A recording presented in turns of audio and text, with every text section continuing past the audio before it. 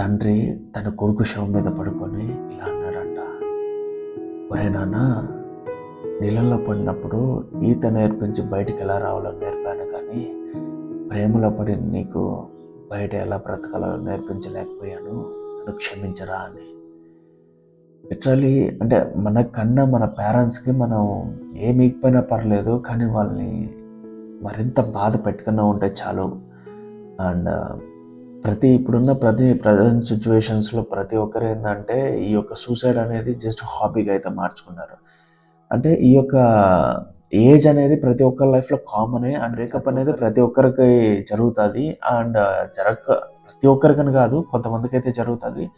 జరిగినప్పుడు దాని నుంచి మూవ్ ఆన్ ఎలా అవ్వాలని నేర్చుకోవాలి, కానీ దాంట్లోనే డిప్రెషన్కి వెళ్ళి లైఫ్ని అక్కడికక్కడ క్లోజ్ చేసుకోవడం కరెక్ట్ కాదు.